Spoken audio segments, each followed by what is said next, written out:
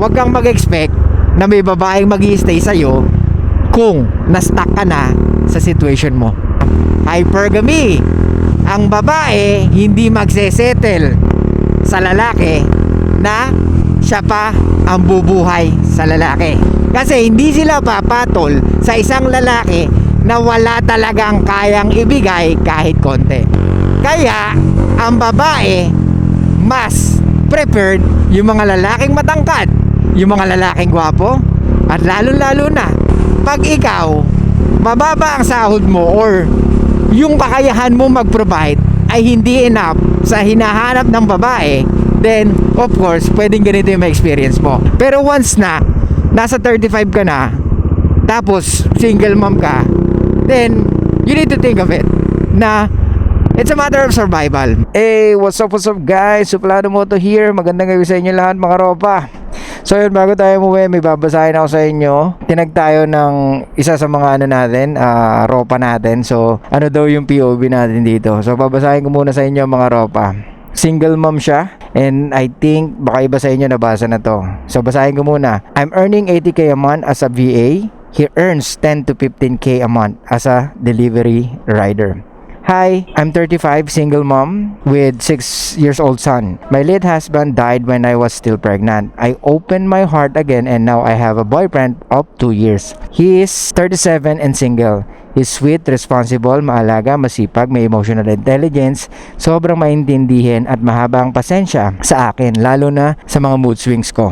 Most importantly, mahal na mahal niya ang anak ko. We have plans in the future na mag-settle. But the thing is, wala siyang savings.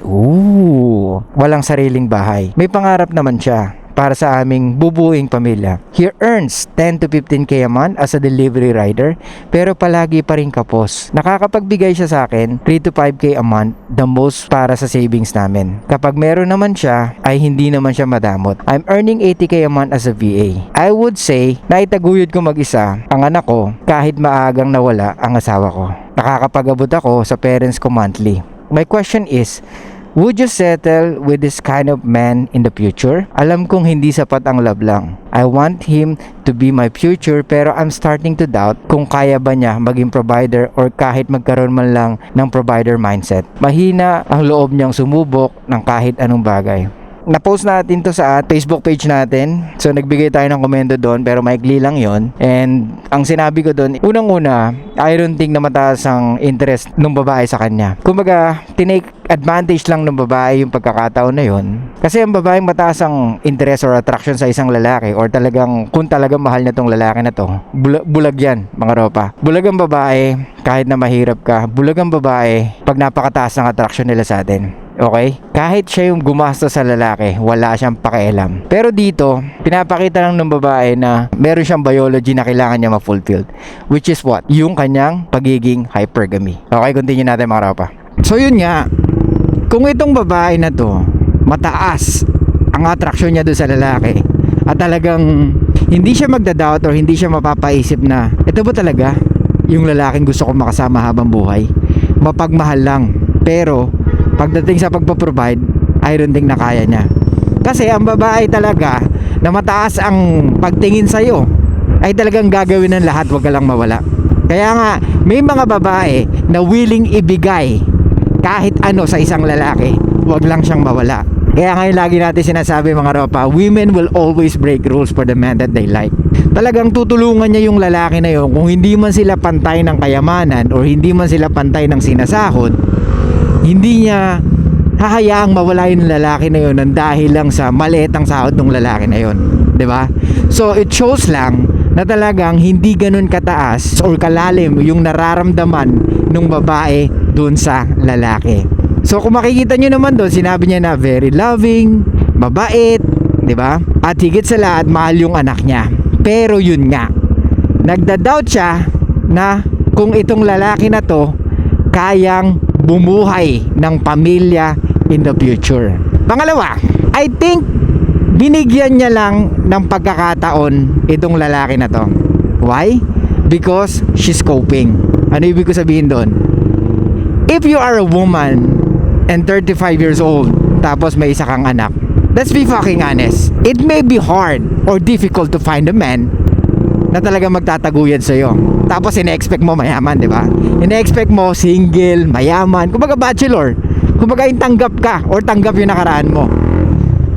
It's very hard, ladies. Let's be honest, ladies. Kung ang hinahanap yung lalaki is tall, dark, handsome, and at the same time, wealthy, mahihirapan kayo. Di ba?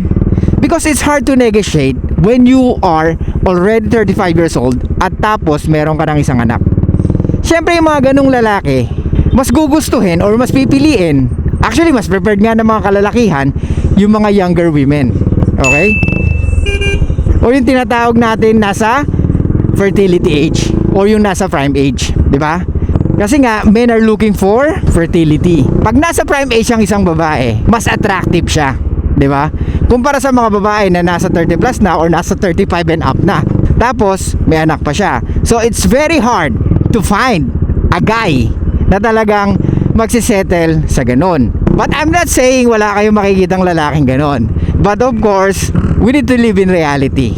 Na it's very hard to find a man na pipiliin ka na single mom ka tapos nasa 35 ka na, 'di ba? Pero wala namang imposible. What I'm trying to say here is mahihirapan ka talaga. And of course, may biology ang babae na kailangan niya ma-fulfill, 'di ba? Kailangan niya makahanap ng lalaki na magtataguyod sa kanya. At syempre, yung lalaki na pwede niyang mahalin. So tingin niyo ba mga ropa, mahal niya yung lalaki? Let's be fucking honest, hindi niya mahal yung lalaki. Why? Kasi malinaw pa sa sikat ng araw yung nakikita niya kung ano magiging future niya doon sa lalaki. Di ba? Ang tawag doon hypergamy. Okay? Hypergamy always win. Okay? Kaya ang mga ropa, sinasabi ko sa inyo, kailangan natin magsumikap bilang lalaki. Kailangan natin may mai-provide. Okay? Kasi pag hindi, pwedeng ganito rin yung mangyari sa'yo. Magkaroon ng doubt yung babae na kinakasama mo o yung girlfriend mo o yung pwedeng kahit asawa mo na. May doubt pa rin sa'yo. Di ba? Kaya nga lagi ko sinasabi, piliin nyo yung mga babae or kilalanin nyo munang mabuti bago kayo magbigay ng relasyon. Kasi hindi ka pwede magbigay kaagad ng relasyon na hindi mo pa nakikilala ang isang babae. Di ba? Kaya nga meron tayong isang content na sinabi ko, do you think pag ikaw nawala sa mundo, mag-aasawa pa ba yung kinakasama mo or yung girlfriend mo, mapapalitan ka pa kaagad kahit may anak na kayo? Kung iniisip nyo oo, then you need to accept it. Di ba? Na ang babae may biology. They still need to find a man or a guy na talagang pwede nila makasama habang tumatanda sila. Kaya nga ladies, hindi ko alam ba't masyado nyo pinapractice yung feminism na you can live without men or parang mabubuhay ka kahit walang lalaki. Diba? No, kailangan mo ng lalaki sa buhay mo. So kaya nga ang feminism hurts women more than men. Kasi nga meron silang tinatawag na biological clock.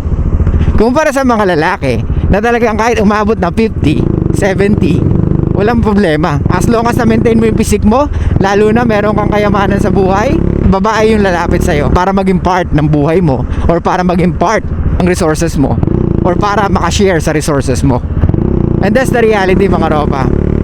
Yung mga age na nasa prime ng isang babae, yan yung may kakayahan sila to negotiate kung sino yung lalaking gusto nila. Pero once na nasa 35 ka na, tapos single mom ka, then you need to think of it na it's a matter of survival. Pag gusto mo ng mayamang lalaki, gwapo, na talaga itataguyod ka, pwedeng mahirapan ka maghanap like I said. Kasi nga, ang lalaking mga ganun, of course, they would rather settle or they prepared younger women, di ba? Kesa sa single mom. And at the same time, malapit na sa finish line ng kanilang biological clock, di ba? Kasi nga, syempre, kung ako man yung lalaki, of course, mas pipiliin ko yung kung saan ako magkakanak. Kasi nga, ang mga lalaki, very practical, di ba?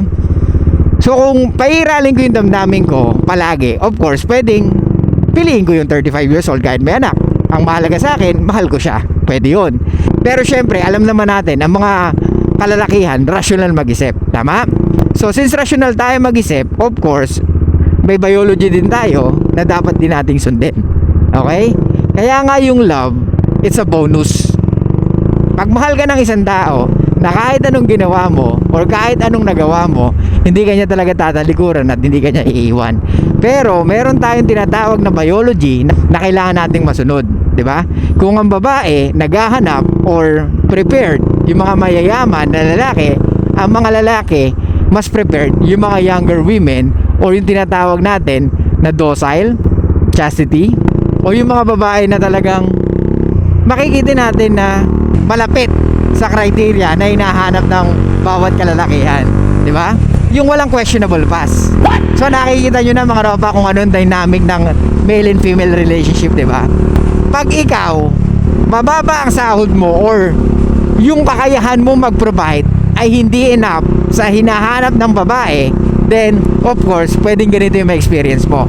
But let's say for example, pagpalitin natin yung situation, kung yung lalaki nag-earn ng 80k a month as a VA, tapos yung babae nag-earn ng 10 to 15k a month, do you think magkakaroon ng problema or magkakaroon ng ganitong thinking? As a man, iisipin mo ba na baba kasi ng sahod nito 10 to 15k? Ang layo hindi man lang 50% ng sahod ko Ganun ba tayo mag-isip mga ropa? Hindi, di ba? Because we love idealistically. Women love opportunistically.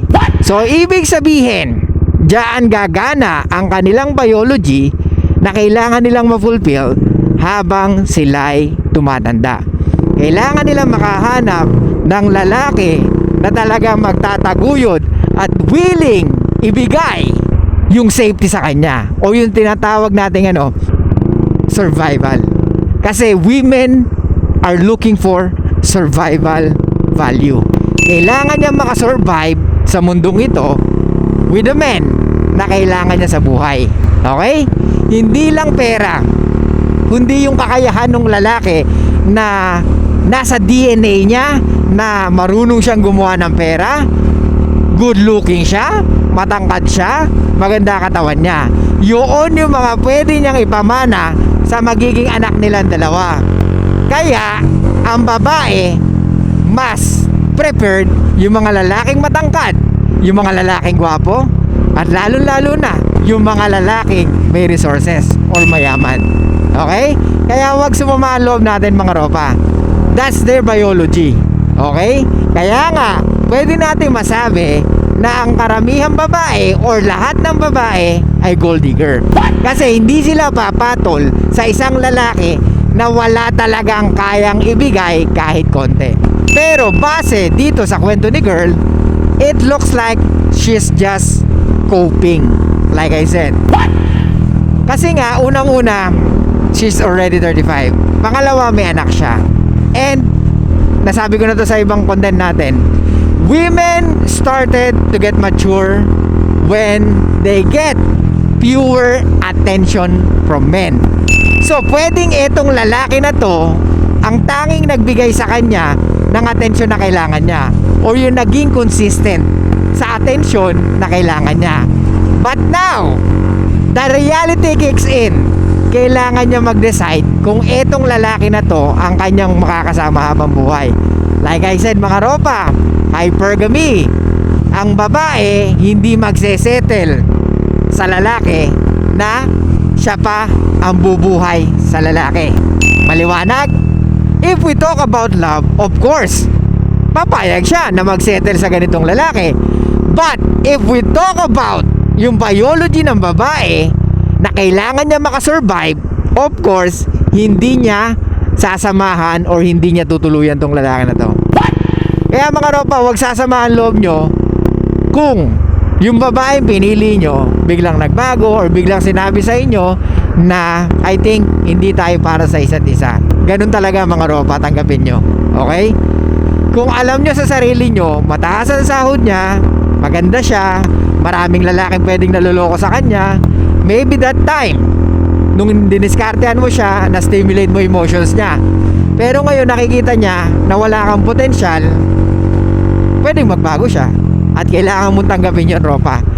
Dahil kung hindi ka gumawa ng way para baguhin ang buhay mo patungo doon sa gusto mo or sa pwedeng pampamilya, huwag kang mag-expect na may babaeng mag-i-stay sa'yo kung na-stuck ka na sa situation mo.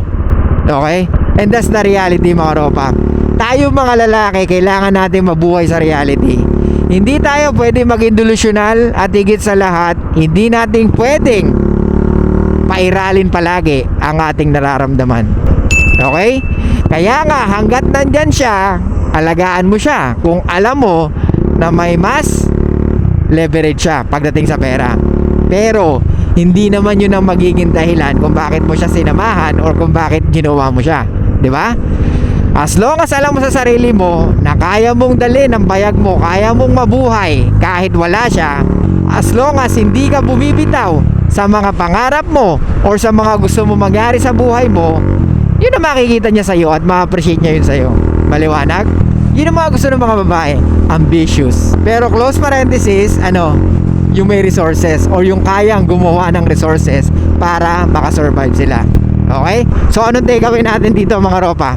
Kahit na hindi ka babaero, kahit na mapagmahal ka, kahit na may emotional intelligence ka, kahit na faithful ka or loyal ka, women will still leave you if you cannot fulfill their biological needs, which is they need to survive.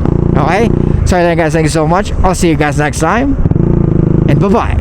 Show love, peace out, and be fucking mysterious mga ropa.